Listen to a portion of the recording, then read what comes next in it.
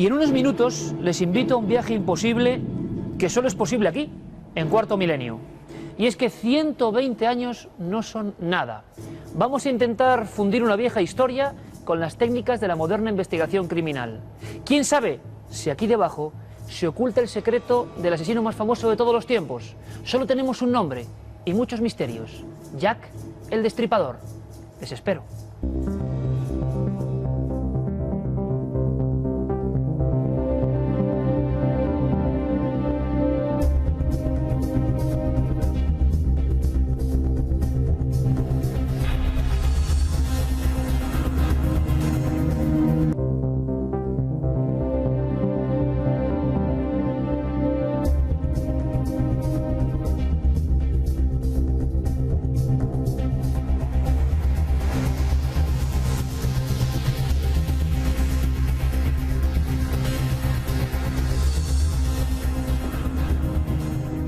...18 de octubre de 1888...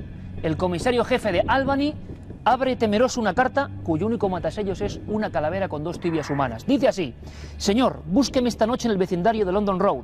Hay algunas calentonas que por allí continúan... ...y si siguen estas nieblas... ...tendré una magnífica ocasión de actuar. Ya estoy harto de descansar... ...y quiero volver de nuevo al trabajo. Sinceramente suyo, desde el infierno... Jack el Destripador. Han pasado 120 años y sigue el misterio exactamente igual. Nadie puede cerrar esta historia, a pesar de que Scotland Yard ha hecho un último comunicado diciendo que ya lo tienen, que ya lo han descubierto, que era un misterioso barbero polaco. Pero antes se dijo que era una mujer, se dijo también que era alguien de la realeza. En definitiva, nadie sabe nada. En Cuarto Milenio hemos querido seguir los pasos de este fantasma. ¿Quieren venir con nosotros? Vamos a Londres, en busca de Jack el Destripador. Esta escalofriante historia, la del primer asesino en serie, se gestó aquí, en el corazón del viejo East End londinense, en el siniestro barrio de Whitechapel.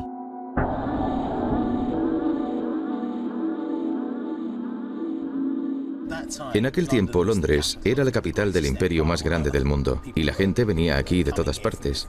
Esto era el centro del mundo.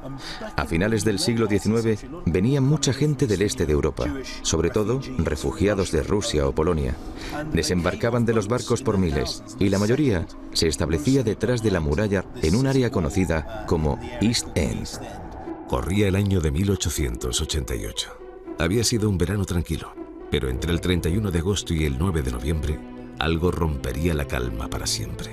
5 prostitutas fueron descuartizadas con una brutalidad y un modus operandi desconocidos hasta la fecha.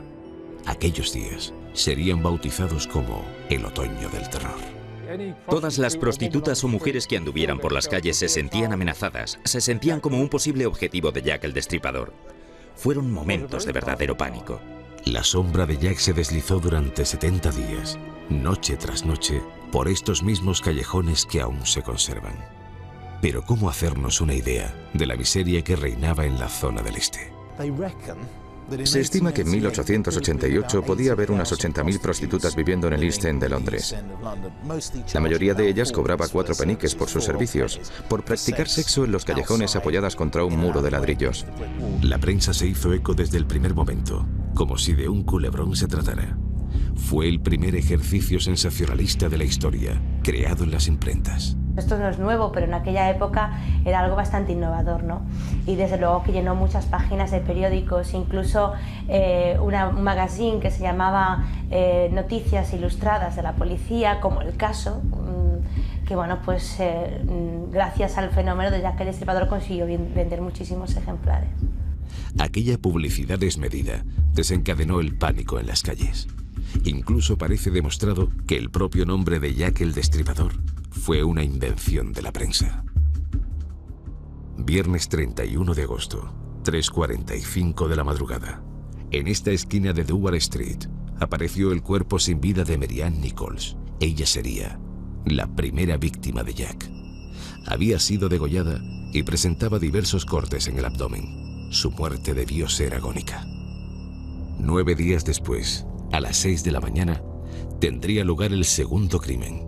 En esta esquina, el número 29 de Hambury Street, yacía el cuerpo sin vida de Annie Chapman. En esta ocasión, Jack, además de degollarla, Le extrajo el útero con la habilidad de un cirujano. Al día siguiente, la noticia sobre un hombre que asesinaba y mutilaba prostitutas se conocía en todo Londres.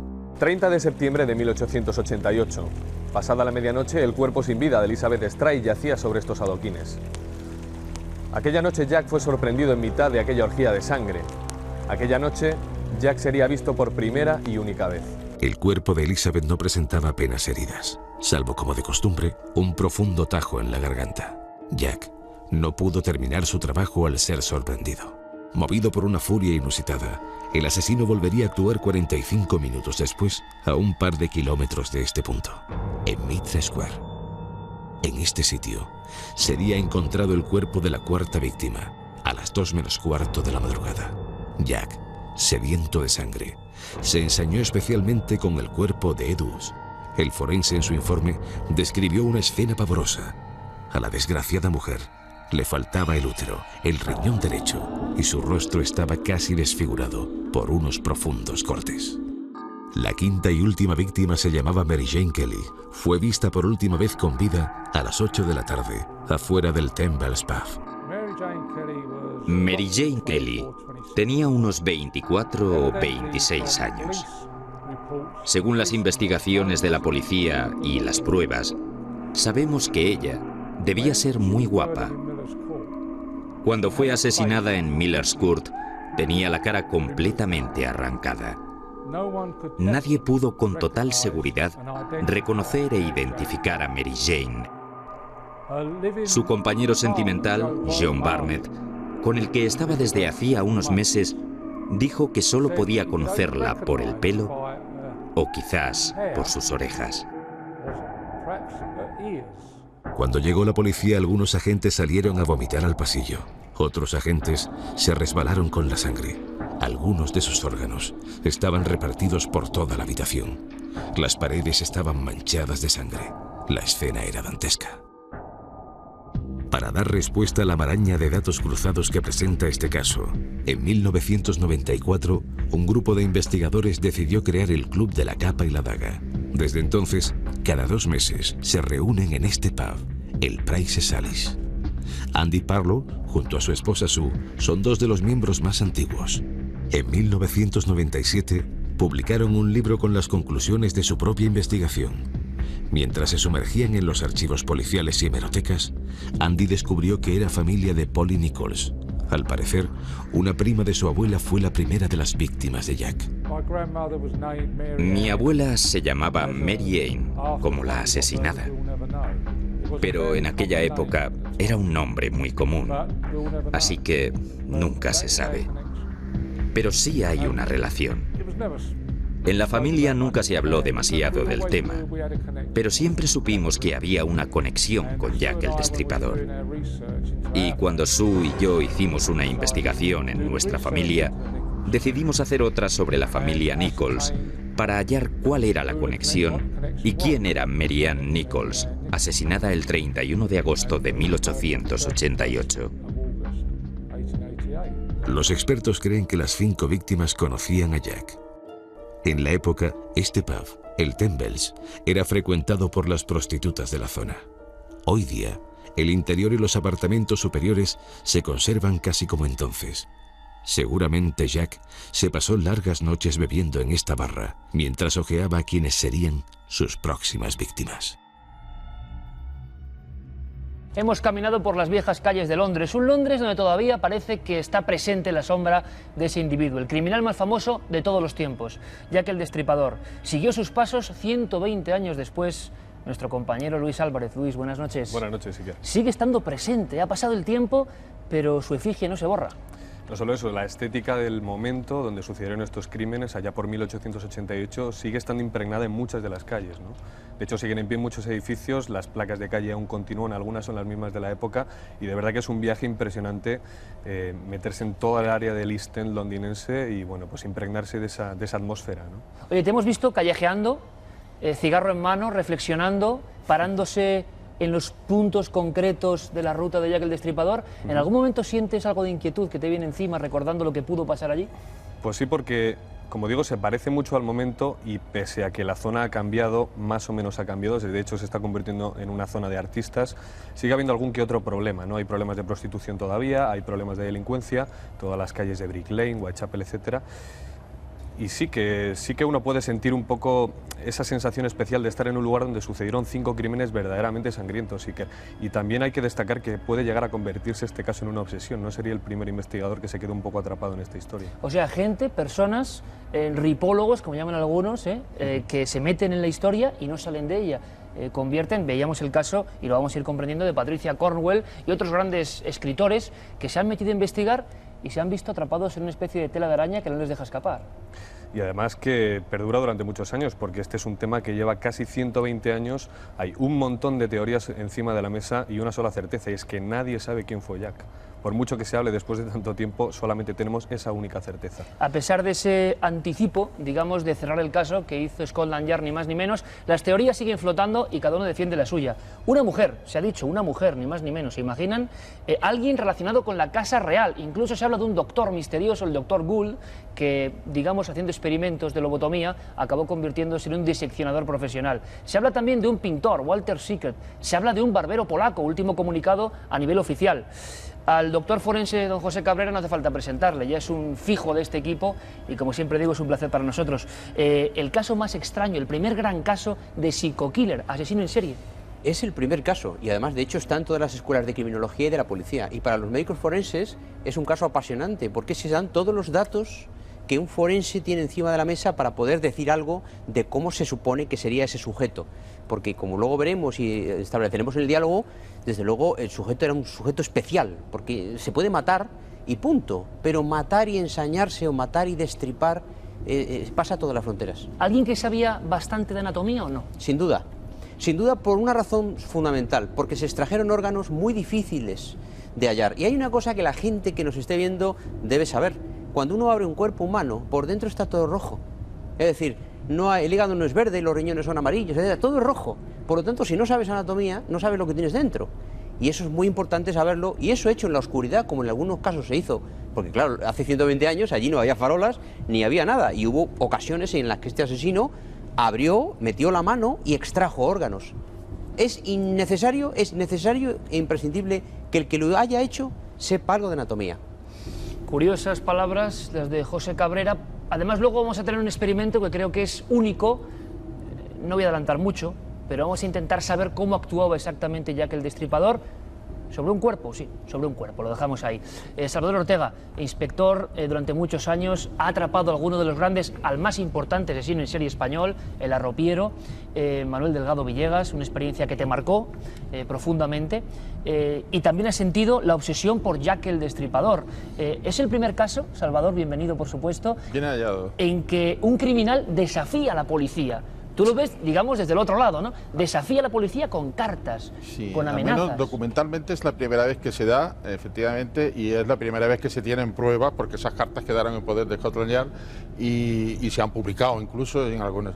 Y es más, la primera carta que llega, Scotland Yard, no sé a quién se le ocurriría, pero indudablemente lo que sí hizo fue publicarla con la idea de que alguien pudiera conocer la letra y pudiera decir a quién pertenecía, y lo que provocó fue un escándalo enorme y sobre todo un pavor enorme. Hay que centrarse en la situación misteriosa, en el escenario que se nos muestra, porque de verdad es que decimos, es de película de terror. No, es que efectivamente, es que era el terror viviente entre las calles. Hay que darse cuenta que en aquella época Whitechapel, que verdaderamente es pequeñito, pues tenía censadas que significa que estaban al menos fichadas por la policía de 1.200 a 1.600 prostitutas.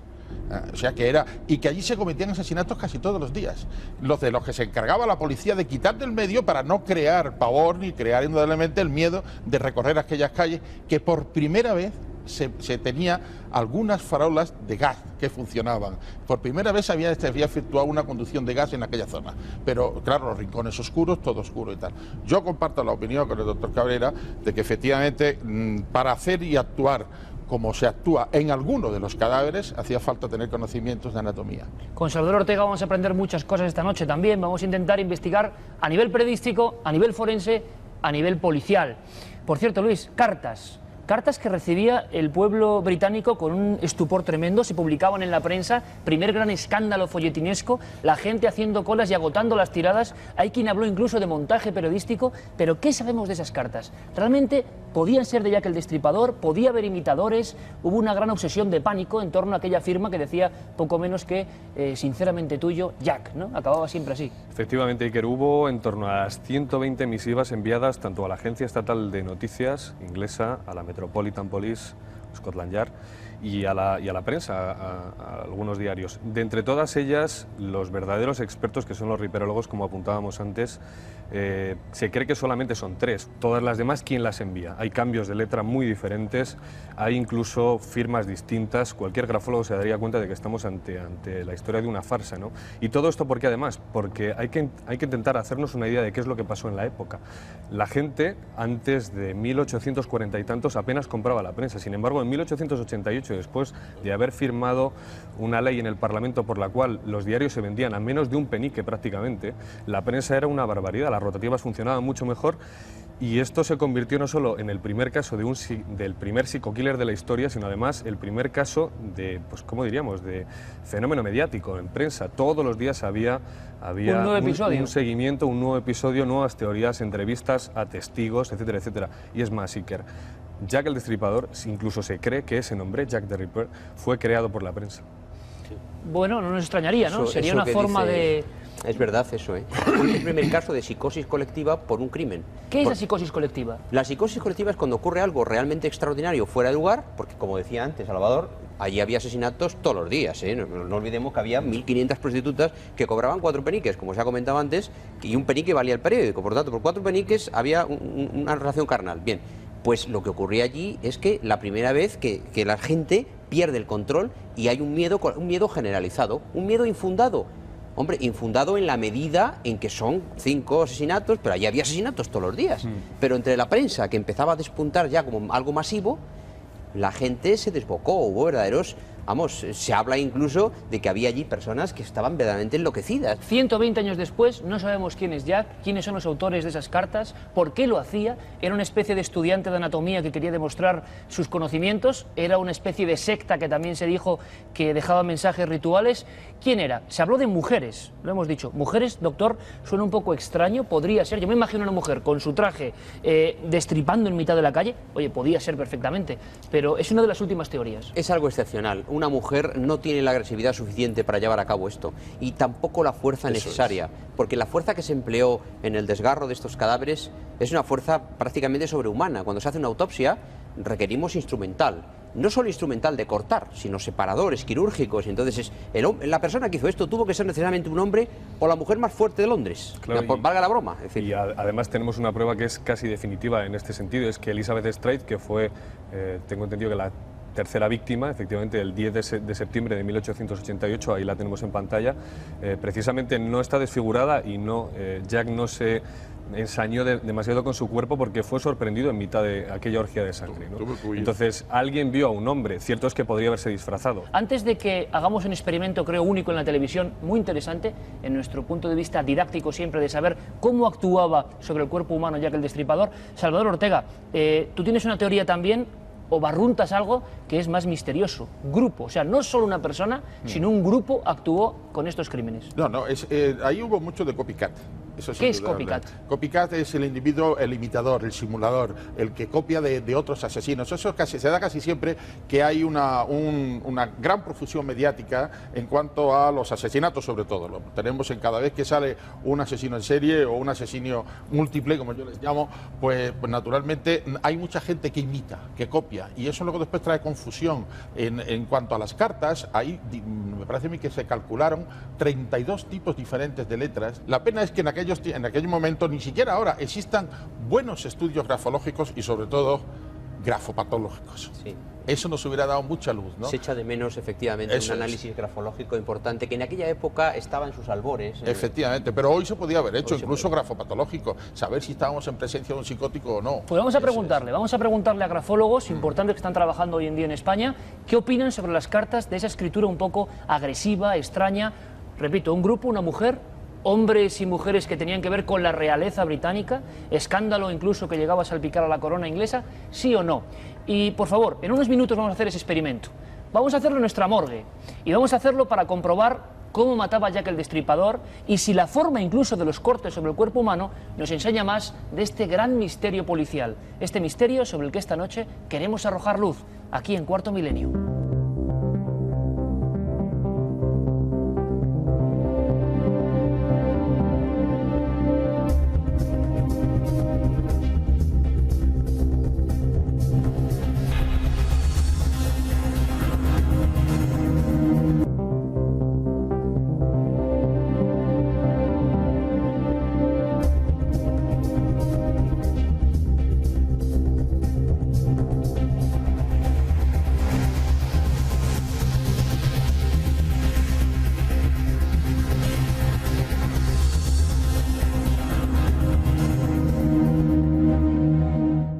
Todo en torno a esta historia es realmente asombroso, hasta el punto de que uno empieza a indagar en libros clásicos sobre Jack el Destripador y se encuentra escenas difíciles de olvidar.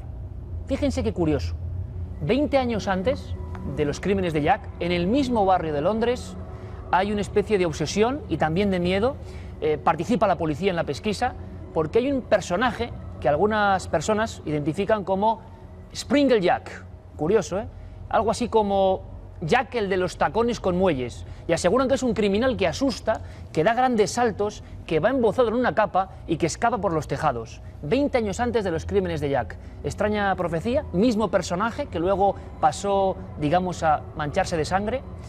Decía Luis Álvarez, nuestro compañero, que este tema obsesiona, y confiésalo, lo has dicho, que te está pasando, que te está pasando. No, es que me has comentado escribir un libro y te he dicho que como no soltemos este tema ya, vamos a acabar en un psiquiátrico recluidos, porque es como si la sombra de Jack fuera tan alargada que no pudieras escapar de este asunto ni siquiera, pues fíjate, volvimos de Londres hace apenas 15 días.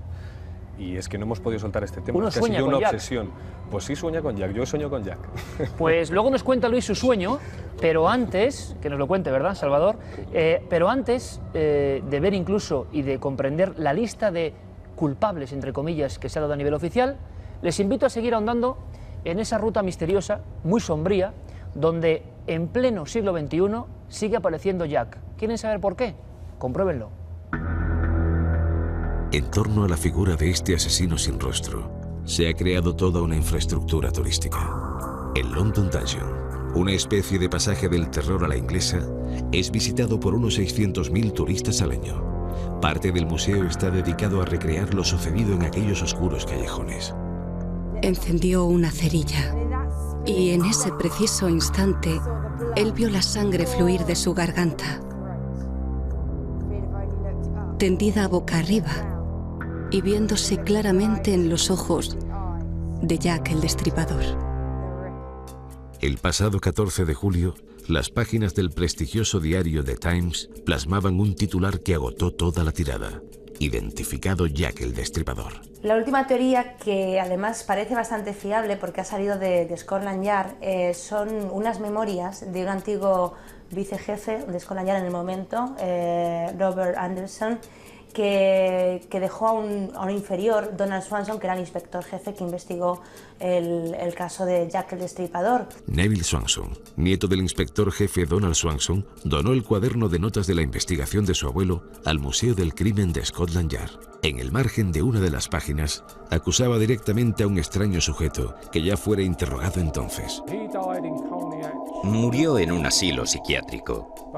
Algunos investigadores han dicho que tenía dos identidades: David Cohen, Aaron Cohen o Kominsky, y otro agente, posiblemente ruso, con el nombre de Kominsky. Se cree que este último era un agente de los servicios secretos rusos enviado aquí. Se han publicado decenas de libros con decenas de hipótesis sobre la autoría. La que más años estuvo vigente salpicaba directamente a la Casa Real Británica e involucraba a la masonería en una verdadera conspiración. Pero en 2001, la escritora norteamericana Patricia Cornwell publicó una obra quizá definitiva. Después de varias investigaciones, pruebas distintas, cotejar documentos, es ridículo decir que es una simple coincidencia. Ella sostiene que fue William Seeker, que es un pintor impresionista británico de aquella época, Y parece ser que en las cartas que fueron enviadas a la policía reivindicando los crímenes hay unos dibujos, y ella sostiene que esos dibujos son de este pintor, y eso le ha llevado a comprar hasta 36 obras de este pintor, a comprar su escritorio, a contratar a científicos, a forenses para que hagan pruebas dactilares, pruebas de ADN, para demostrar, como ella sostiene, que Walter Sickert fue Jack el Destripador. Andy centró su investigación en otro sospechoso, George Chapman, un polaco judío del barrio que habría adquirido en el ejército algunas habilidades quirúrgicas. Era un barbero que trabajaba en el este de Londres. Repentinamente desapareció de la zona. Era un hombre joven, tenía unos 20 o 23 años en la época de los asesinatos, pero en 1903, 15 años después, fue colgado por haber envenenado a 3 o 4 mujeres. Por tanto, sabemos que era un asesino. Si bien poco o casi nada se sabe del asesino, ¿cuáles son los datos que manejó realmente la policía? Se ha llegado a hacer un perfil que podría ser un hombre blanco de entre 28 y 36 años que vivía en la zona y que seguramente era un hombre completamente normal, aparentemente normal, que visitaba los pubs de la zona, que conocía a los vecinos e incluso conocería a sus víctimas. Y esta precisamente es la razón por la que quizá Scotland Yard en algún momento lo pudo interrogar, pero lo descartó como sospechoso, como culpable, porque en aquella época Scotland Yard no concebía que el asesino pudiera ser una persona normal, se buscaba un verdadero monstruo. Para entrar en la mente enferma de un asesino, hoy día la ciencia cuenta con el análisis pericial de la caligrafía de algunas de las cartas que envió a la policía, jactándose de sus crímenes. En esta carta se nos muestra un perfil de una persona que intenta controlar sus sentimientos, pero que no lo consigue. Y otra de las cosas que llama mucho la atención son las barras de las T's que hacía, que acababan en punta de aguja, que parecían verdaderos cuchillos. La presión es una presión vertical muy fuerte, acabada en puntas de una cierta maldad y una fuerte sensualidad, porque hay muchos empastes a lo largo de toda su escritura, de sus cartas, que es muy propia de crímenes sexuales, de personas que tienen una problemática sexual y que, unido a los rasgos de agresividad, pues nos da a un criminal que puede estar encauzado en esa línea. Los crímenes de Whitechapel cesaron tal y como vinieron. La policía cerró precipitadamente todas sus investigaciones, sin haber conseguido nada, con el mismo misterio. A menos que no se aporten nuevas pruebas tan sólidas como una roca y 100% seguras, no creo que sepamos nunca quién fue Jack el Destripador. Yo creo que nunca se llegará a cazar a Jack el Destripador, a desvelar su verdadera identidad, porque si no se ha conseguido hasta ahora, han pasado 100 y pico años y nadie ha sido capaz de demostrar verdaderamente quién es, y el problema es que las pruebas son las que son y no hay más pruebas. Dentro de 10 años la gente seguirá interesada en Jack el Destripador. En 20 años verás cómo se seguirán haciendo programas sobre Jack el Destripador, y si se descubriera quién fue, fin de la historia. Nos despedimos de este barrio intentando sentir lo que se vivió en 1888. El miedo, la niebla, la sangre. Una mezcla de elementos que conforman el gran misterio criminal de la era moderna. Ha pasado mucho tiempo, pero a veces, en mitad de nuestro caminar, sentimos que alguien nos susurra. Sinceramente tuyo, Jack. Una carta extraña y aterradora. Publicaban esto los periódicos del 19 de noviembre de aquel año fatídico en Whitechapel, y se referían a que las cartas eran enviadas con pequeños trozos de letras de imprenta, es decir, una manera de amenazar, de sugerir, de casi desafiar de manera chulesca sin que la policía pudiese estudiar el trazo de la escritura. También nace, Salvador, esto aquí, es decir, mensajes con letras extraídas de textos que son inidentificables. Y más aún, el desafío directo, cuando le dice, cuando se identifica, aunque no se identifica indudablemente con su verdadera personalidad, cuando ya se denomina Jack el Destripador, él se muestra contento. Si analizas esas cartas, son muy educativas desde el punto de vista policial. Hay primero una exposición de hechos en las que dice que efectivamente él quiere matar prostitutas y continuará matando prostitutas. Luego después hay otra fase en la que él está contento con lo que hace. Mi trabajo fue muy bueno. Esta última no le dio tiempo ni siquiera a chillar. Incluso, entonces. Eso es. Luego, fíjate tú con la resemblanza de los perfiles que solemos hacer con los asesinos múltiples o los asesinos en serie. Y luego después te dice que va a continuar haciéndolo hasta que la policía lo coja. Ya prevé que va a ser atrapado. Él lo dice claramente, hasta que me atrapen. Y no me importa que además me llamen por mi nombre. Estoy muy contento con mi juguetito y con mi nombre. Mi nombre artístico le llama. O sea, había vanidad en este hombre, había vanidad. Claro, el narcisismo el que lleva intrínseco esta serie de crímenes. Se podría hacer un perfil psicológico, doctor, de Jack el Destripador viendo esta actitud tan extraña, ¿no? Un criminal, imagino, que lo que no quiere es que le cojan, ya que era todo lo contrario. Sí, porque lo que él estaba haciendo era creativo para él. O sea, él lo que estaba mostrando a la gente, a la policía, a su sociedad contemporánea, una sociedad llena de injusticias, por cierto, porque parece que nos hemos olvidado que esto fue hace 120 años, es mostrar a todo el mundo que él era capaz de crear un escenario tan pavoroso que generara lo que hemos hablado antes de psicosis colectiva. Luego había un narcisismo patológico. Última teoría, Luis. Prácticamente este mes Scotland Yard se descuelga con una teoría asombrosa. Sí, un barbero polaco, el último a sumarse al club de los supuestos culpables de los crímenes de Whitechapel. Efectivamente, además lo publicaron en prensa, dieron una rueda de prensa, un briefing. ¿Quién era este barbero polaco? Pues era un polaco judío que había venido de Polonia, del este, en un momento en el que inmigró muchísima gente desde allí y que posiblemente pudiera tener algún tipo de habilidad con instrumentos cortantes, pero es que tampoco se sabe demasiado de este hombre. Quizá se comenta que pudo estar recluido en un psiquiátrico después, justo cuando terminan los crímenes, lo cual probaría que no hubiera más crímenes como estos 5 que tenemos, pese a que hay más víctimas, Iker, porque es una cosa que la gente no sabe. Que la gente no sabe y que de hecho en la página web de la Metropolitan Police ellos reconocen 11 víctimas, está aquí en los papeles, cualquiera lo puede consultar. Y están desde el 3 de abril de 1888 hasta el 13 de febrero de 1891. 18 crímenes, Salvador, que la gente no conoce. Reconocidos como posibles cometidos no por la misma persona, porque no se atrevan a decir, o sea, que era el único. 11 más. En total son unos 20 y tantos crímenes los que se pueden acumular en esta zona, aunque solamente se le atribuyen 5 a Jack el Destripador, al famoso Jack, ¿no? Estamos viendo, perdona que te interrumpa, que la cantidad de datos que tenemos es tanta que a mi juicio nunca encontraremos la verdad. Porque para no encontrar la verdad, o hay que tener pocos datos o hay que tener demasiados. Y en el caso en el que estamos es de demasiados datos. Antes de que hagamos el experimento o la visión directamente sobre un cuerpo, evidentemente sobre un cuerpo que no es humano, pero les va a parecer humano, se lo aseguro, Salvador Ortega, teoría que también da mucho que hablar, que implica la corona. Brevemente, sí. ¿Qué podemos contar? Bueno, ahí en un principio la participación de la corona es múltiple. Primero porque se le achaca al príncipe Eduardo, al príncipe de Gales. Este hombre pues era sifilítico y parece ser que hubo algo de venganza, pero en realidad, ¿por qué se le asocia? Primero, ¿venganza con una prostituta? Sí, porque primero hay una aparición en uno de los escenarios del crimen de uvas.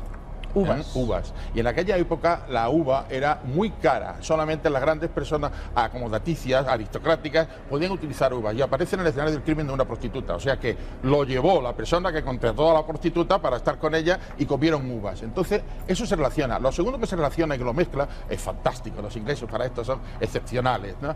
Y es que se presume que había un bastardo, hijo de las relaciones de Eduardo con una prostituta. Esa es la segunda. Y la tercera, que se encarga, por medio de la reina Victoria, se encarga a su cirujano privado, que es el famoso médico, doctor Gould. El famoso doctor Gould. Siniestro doctor Gould. Que después termina en un psiquiátrico, termina abandonado, lo echan de la masonería, etcétera. Y efectivamente este hombre, por encargo de se encarga de matar aquello para llegar a donde está en sus investigaciones ese bastardo que pudiera después optar a la corona. Pues yo me quedaría con las palabras del doctor Cabrera de 120 años después. Comprendemos por qué Scotland Yard, imagino que quiere cerrar cuanto antes el caso, porque si no esto va a ser ya cirujanos enloquecidos que acaban en un psiquiátrico ellos mismos, que intentan matar a otras personas porque hay un escándalo con la corona. Mujeres sí o no, pintores extraños con extrañas enfermedades que recrean en sus cuadros lo que va a ocurrir en los crímenes. Personas que escriben cartas que profetizan y que desafían a la policía como nunca antes se había hecho. Un escenario absolutamente apasionante. Iker, perdona. Sí, Salvador. Te falta uno, que ya se encargó Conan Doyle de ponerlo en el papel. Un clérigo. Me dejas ya de piedra. Hasta aquí el tema del cual habrá que seguir hablando, evidentemente. Era noticia y hemos querido recuperarlo para quien no conociese las aristas de esta historia de novela, pero siempre real, como todo lo que tocamos en Cuarto Milenio. Luis, muchísimas gracias, compañero, gran trabajo. Gracias, Salvador, como siempre. Esperamos contar contigo esta temporada. Como queráis. Y ahora les invito a ese experimento. Antes, sobrecojámonos, porque quizá parezca muy lúdico esto, pero hay imágenes de terror, imágenes de personas que murieron a manos de este individuo extraño que sigue siendo tan solo un fantasma, Jack el Destripador.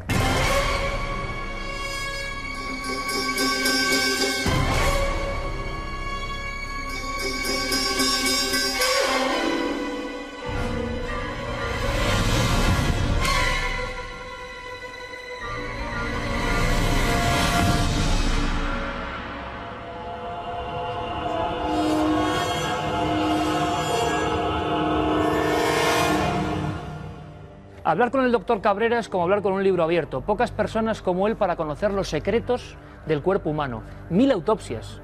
Unas cuantas. 1000 autopsias. 22 años.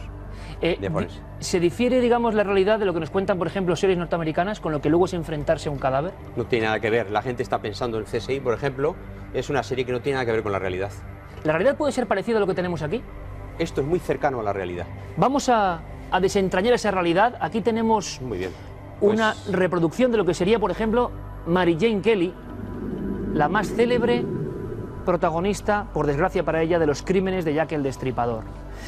Doctor, el corte que era como, digamos, la firma clásica de Jack, ¿cómo podríamos explicarlo? ¿Dónde se producía? ¿Cómo sabíamos que era Jack?